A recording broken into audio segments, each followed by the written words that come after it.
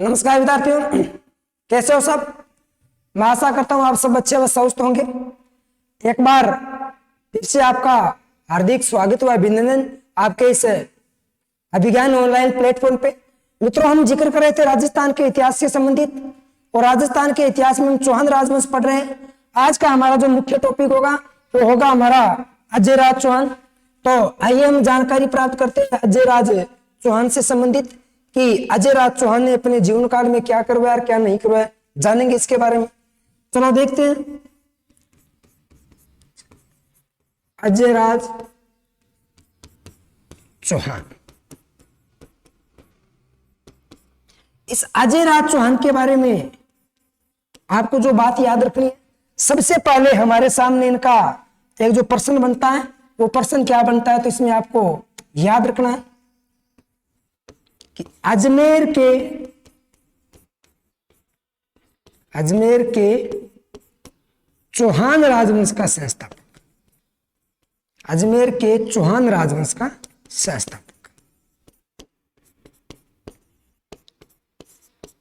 संस्थापक अजमेर में चौहानों की नींव किसने डाली थी? अजयराज चौहान ने। फिर इसी अजयराज चौहान में आपको याद करना है, अजयराज चौहान ने मित्रों एक नगर बसाया था, और अजयराज चौहान ने जो नगर बसाया वो नगर बसाया था मेरे बच्चों अजयमेरु नगर। कौन सा? अजयमेरु नगर बसाया था कि अजयमेरु नगर बसाया। कौन सा बसाया था? अजयमेरु नगर बसाया था। किसने? अजयराज चौहान ने। और इसी अजयमेरु नगर को मित्रों क्या बनाया था? अपनी राजधानी बनाया था। इस बात को भी आप क्या रखें, ध्यान रखें। इसको क्या बनाया था? राजधानी बनाया था। इसी अजयमेरु नगर को मेरे बच्चों अजयमेरु नगर को वर्तमान में अजमेर के नाम से जाना जाता है। किस नाम से? अजमेर के नाम से वर्तमान में जाना जाता है। वर्तमान में जाना जाता है। इस अजमेरु को वर्तमान में किस नाम से? अजमेर के नाम से जाना जाता है। और मित्रों, इस अजमेर का जो अन्य नाम है इसमें आपको याद रखना है, अजमेर को किन किन अन्य नामों से जाना जाता है। तो इस अजमेर में मेरे बच्चों याद रखना है, इस अजमेर को कहा जाता है राजस्थान का हद्दी। किस नाम से जाना जाता है? राजस्थान का हद्दी। किसे कहा जाता है? अजमेर को कहा जाता है। फिर इन्हीं को कहा जाता है मेरे बच्चों राष्ट्रीय राजमार्गों का चौराहा। राष्ट्रीय राजमार्गों का चौराहा किसे कहा जाता है? तो अजमेर को कहा जाता है। फिर इन्हीं में याद रखना है, इन्हें कहा जाता है मेरे बच्चों, याद रखना, भारत का मक्का। क्या कहा जाता है? भारत का मक्का। क्यों कहा जाता है? क्योंकि यहीं पर क्या बना हुआ है? तो अजमेर में ख्वाजा मोइनुद्दीन चिश्ती की दरगाह, इसीलिए इसको भारत का मक्का के नाम से जाना जाता है। इसे अंडों की टोकरी कहा जाता है। क्या कहा जाता है? अंडों की टोकरी। ये भी किसका नाम है? तो अजमेर का नाम है। इसे राजस्थान का नाका कहा जाता है। राजस्थान का नाका किसे कहा जाता है? तो आपके अजमेर को कहा जाता है। इस बात को भी आप याद रखना, ठीक है ना। तो ये अजमेर के नाम से वर्तमान में जाना जाता है। कौन है? अजयमेरु नगर। फिर इसे राजस्थान का हद्दे, राष्ट्रीय राजमार्गों का चौराहा, भारत का मक्का, अंडों की टोकरी, राजस्थान का नाका भी इसे कहा जाता है। इस बात को भी आप याद रखना। फिर यहीं पर जानकारी मिलती है कि इसी अजयराज चौहान के द्वारा, किसके द्वारा? अजयराज चौहान, अजयराज चौहान के द्वारा एक दुर्ग का निर्माण करवाया गया था। अजयराज चौहान का क्या करवाया गया था? एक दुर्ग का निर्माण करवाया गया था। दुर्ग का निर्माण करवाया गया।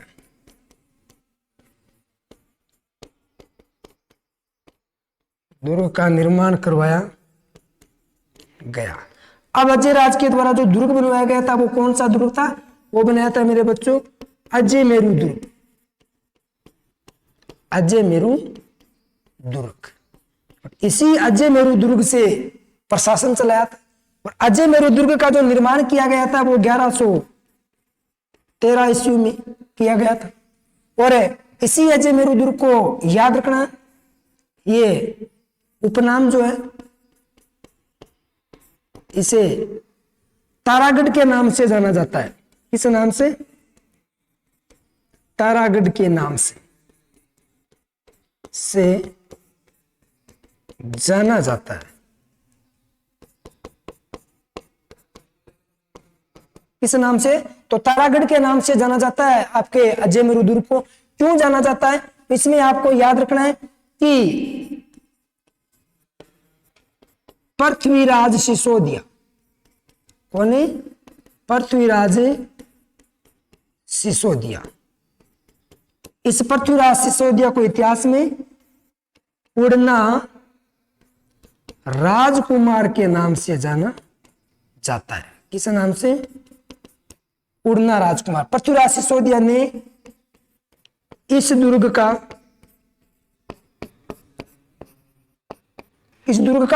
तो अजमेर के दुर्ग का, इस दुर्ग का जीर्णोद्वार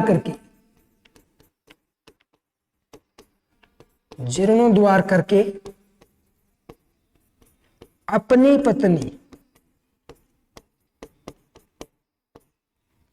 पत्नी क्या नाम था? ताराबाई के नाम पर। किसके नाम पर है? ताराबाई के नाम पर तारागढ़ रखा। इस बात को याद रखना। इनके अलावा एक तारागढ़ का दुर्ग और है।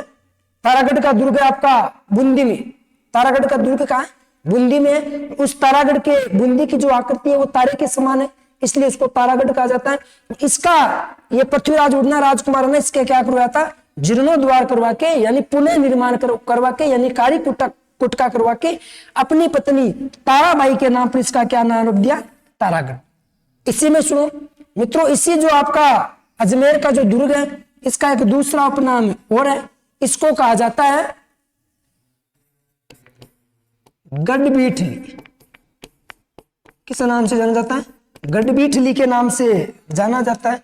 और गढ़बीठली के नाम से क्यों जाना जाता है? तो याद रखना, शाहजहां के काल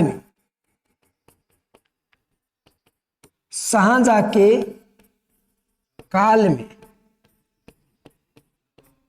विठलदास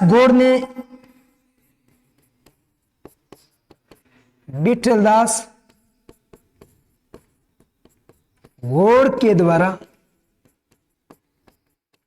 यह नाम रखा गया।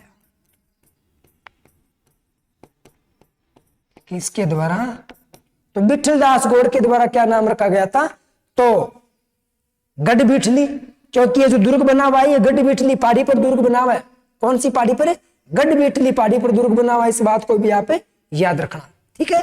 फिर आगे इसी अजय मेरू जो दुर्ग है ना, इस अजय मेरू दुर्ग को मित्रों किस नाम से? तो राजस्थान का जिब्राल्टर।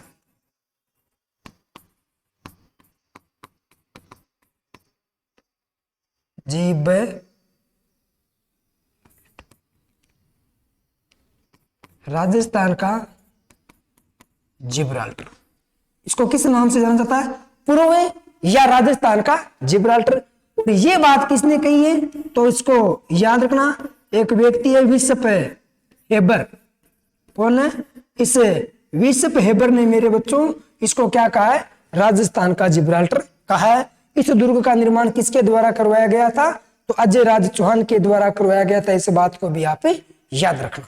फिर इसी अजय राज चौहान के बारे में जानकारी मिलती है कि लिख देता हूं, अजय राज चौहान। अजय राज चौहान। अजय राज चौहान के बारे में आपको याद रखना है कि अजय राज चौहान ने क्या किया? तांबे व चांदी के सिक्के चलाए थे। तांबे व चांदी के क्या चलाए? सिक्के चलाए थे। इस बात को भी याद रखना कि तांबे वह चांदी के सिक्के चलाए। बहुत अच्छी लाइन नहीं है कि चौहानों का पहला शासक जिसने सिक्के चलाए थे। अब वो सोने के सिक्के नहीं, वो तो क्या हुआ, तांबे व चांदी के सिक्के तो है। तो तांबे व चांदी के क्या चलाए थे इन्होंने, सिक्के चलाए थे। इस बात को भी आप याद रखना, किसने चलाए थे, तो अजय राज चौहान ने चलाए थे। और इन सिक्कों पर क्या लिखवाया था, तो श्री अजय देव, क्या लिखवाया, श्री अजय देव। अजय देवगन मत कर देना, श्री अजय देव या फिर अजय देव प्रिय द्रुम लिखवाया। क्या लिखवाया, अजय देव प्रिय द्रुम लिखवाया। दोबारा देखना, इस व्यक्ति ने क्या किया, सिक्के चलाए। और सिक्के किसके, तो तांबे के चलाए और चांदी के चलाए। फिर याद रखना इन सिक्कों पर क्या लिखवाया, तो सिक्कों पर लिखवाया श्री अजय देव और अजय देव प्रिय द्रुम। क्या लिखवाया, अजय देव प्रिय द्रुम लिखवाया था। इस बात को भी याद रखना। जैसे ही सिक्के चलाए तो मित्रों याद रखना, अजय राज जो चौहान है, इनकी रानी, और रानी का नाम था सोमलेखा। रानी का नाम क्या मिलता है, सोमलेखा नाम मिलता है। और इसका जो दूसरा नाम मिलता है वो मिलता है सोमलवती। क्या नाम मिलता है, सोमलवती। इस बात को भी आप याद रखना। अब ये नाराज होगी कि आपने सिक्के चला लिए, बस उस पर आपका नाम लिखवा दिया। हमारा क्या, हमारा तो कुछ नहीं है, बस हम तो घर का काम करने के लिए पैदा हुई है, तो कम से कम हमारा भी कुछ कर देते आप, क्या जाता आपका। तो अजय राज चौहान ने कहा कि क्यों टेंशन ले रही है, कर देंगे, तेरा भी कर देंगे, इसमें क्या दिक्कत है, ठीक है ना। तो इसने फिर क्या किया, सिक्के चलाए थे। दोबारा इसने क्या चलाए थे, सिक्के जारी किए थे। और उन सिक्कों पर नाम किसका था, तो याद रखना सोमलेखा या सोमलवती का भी नाम था। तो इनके नाम पर भी क्या चलाया था, सिक्के चलाए थे। इसमें नाइल नोट कर सकते हैं, अपनी रानी के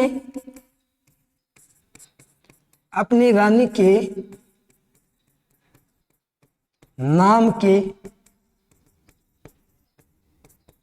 सिक्के चलाए। अपनी रानी के नाम के क्या चलाए थे, सिक्के चलाए थे। इस बात को भी याद रखना। तो अपने नाम के भी सिक्के चलाए थे और अपनी रानी के नाम के भी इसने क्या चलाए थे, सिक्के चलाए थे। इस बात को याद रखना। फिर इसी अजय राज चौहान के बारे में आपको याद रखना है मित्रों। आपको याद क्या रखना है कि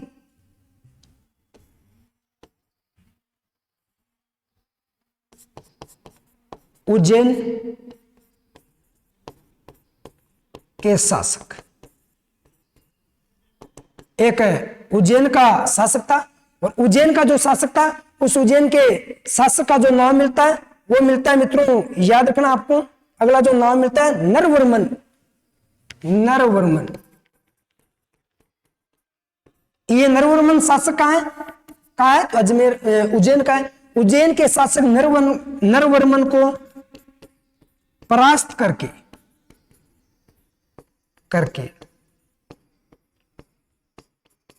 इनके सेनापति सुल्लन को घोड़े की पीठ पर बैठाकर, घोड़े की पीठ पर घसीट कर, बैठाकर नहीं घसीट कर अजमेर ले आया।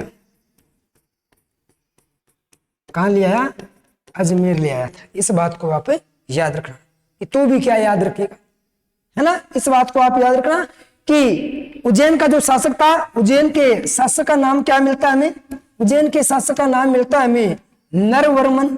और नरवर्मन को मित्रों इसने परास्त कर दिया था। उज्जैन के युद्ध में क्या कर दिया, परास्त कर दिया था। और जब परास्त करता है तो इसके सेनापति सुल्लन को पकड़ लेता है कि तुझे बहुत दिन हुए नखरे करते हुए, तुझे आज मैं अजमेर की सैर कराऊंगा। कहां की सैर, अजमेर की सैर कराऊंगा, चल मेरे साथ। तो घोड़े के पीछे घसीट कर ले आता है और अजमेर ले आता है। फिर यहीं पर मित्रों जानकारी मिलती है कि अजय राज के बारे में कि बात है 1133 की है।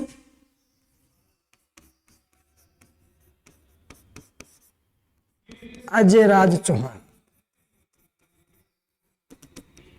शासनकाल 13 से लेकर 33, 13 से लेकर 33। इसमें आपको क्या याद रखना है कि 1133 ईस्वी में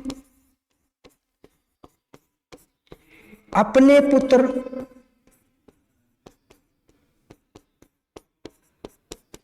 पुत्र अर्णोराज को, अपने पुत्र अर्णोराज को राजपाट सौंपकर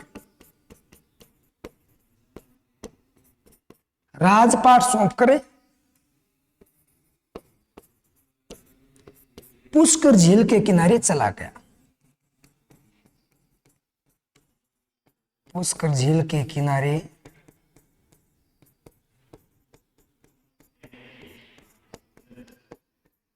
चला गया। कहां चला जाता है?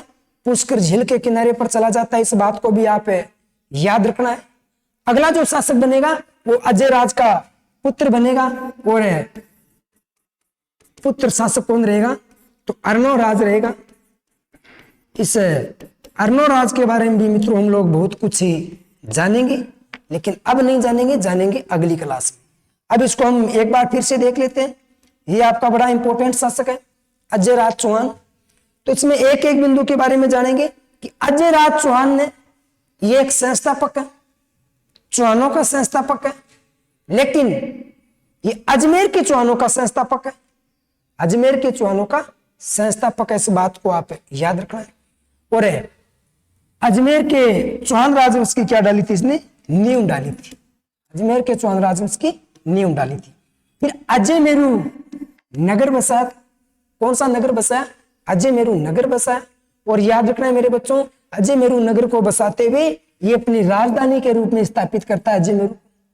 और अजमेर के नाम से वर्तमान में ये जाना जाता है। मित्रों, अजमेर को राजस्थान का हृदय कहा जाता है और राष्ट्रीय राजमार्गों का चौराहा कहा जाता है, क्योंकि अधिकतर राष्ट्रीय राजमार्ग यहीं से गुजरी है। और इसे भारत का मक्का कहा जाता है। क्या कहा जाता है? भारत का मक्का।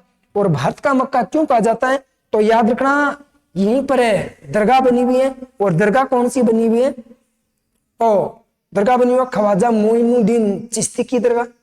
इस बात को याद रखना है। और अंडों की टोकरी कहा जाता है इसे। और राजस्थान का इसे क्या कहा जाता है? नाका कहा जाता है। अगली बार बात करें तो अजय राज चौहान ने एक दुर्ग का क्या करवाया था? निर्माण करवाया था। और अजय राज चौहान ने जो दुर्ग का निर्माण करवाया वो दुर्ग कौन सा हो जाएगा?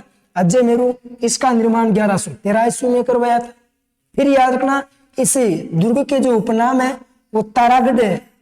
इसे किस नाम से जाना जाता है? तारागढ़ के नाम से भी जाना जाता है। तारागढ़ नाम किसने रखा है? तो पृथ्वीराज सिसोदिया ने, जिसको इतिहास में उड़ना राजकुमार के नाम से जाना जाता है। और इसने अपनी पत्नी का नाम क्या था? ताराबाई। और ताराबाई के नाम पर इसने क्या, राव सुल्तान की पुत्री थी, ताराबाई के नाम पर क्या कर दिया? तारागढ़। मित्रों, यह दुर्ग बना हुआ है गढ़बीठली की पहाड़ी पर, अरावली की पहाड़ियों पर बना हुआ है, गढ़बीठली की पहाड़ी पर। शाहजहां के काल में, किसके काल में? शाहजहां के काल में विठलदास गौड़, बंदे का नाम क्या है? विठलदास गौड़। इस विठलदास गौड़ ने क्या किया? इस दुर्ग को क्या नाम रखा? गढ़बीठली नाम रखा था। फिर एक इतिहासकार है मेरे बच्चों, विशप हेबर। इस विशप हेबर ने राजस्थान का जिब्राल्टर या पूर्व राजस्थान का जिब्राल्टर किस दुर्ग को कहा है? तो इसी को कहा है। फिर आगे याद रखना इसी में कि अजय राज के द्वारा तांबे व चांदी के क्या चलाए गए थे? सिक्के चलाए गए थे। इस पर श्री अजय देव लिखा हुआ था, या क्या लिखा हुआ था? अजय देव प्रिय द्रुम लिखा हुआ था। अजय देव प्रिय द्रुम लिखा हुआ था। इस बात को भी आप याद रखना। रानी का नाम था सोमलेखा या सोमलवती। इसने भी, अजय राज ने भी अपनी रानी के नाम पर भी क्या चलाए थे? सिक्के चलाए थे। फिर ध्यान रखना, उज्जैन के शासक का नाम है मेरे बच्चों नरवर्मन। क्या नाम है? नरवर्मन। और नरवर्मन को परास्त करता है। और इनका सेनापति था, एक नाम था सुलन। सुलन को घोड़े की पीठ पर घसीट कर मेरे बच्चों कहां ले आते हैं? अजमेर लिया था आपका अजय राज चौहान। फिर आगे आपको आगे याद रखना है कि 1133 ईस्वी में अर्नोराज को राजपाट सौंपकर अपने पुत्र अर्नोराज को राजपाट सौंपकर ये किस झील के किनारे पर चलाया था? तो पुष्कर झील के किनारे पर चलाया था, इस बात को याद रखना है। और ये हिंदुओं का 5वां तीर्थ भी है पुष्कर झील। तो 4 कौन सी है ये कमेंट के जरिए बताना। फिर अगला जो शासक बनता है वो अर्नोराज बनता है। इनके अलावा याद रखना अजय राज है ना, अजय राज के बारे में डॉक्टर गोपीनाथ शर्मा, कौन है? डॉक्टर गोपीनाथ शर्मा। और डॉक्टर गोपीनाथ शर्मा ने क्या कहा था? तो याद रखना है, गोपीनाथ शर्मा ने कहा था चौहानों का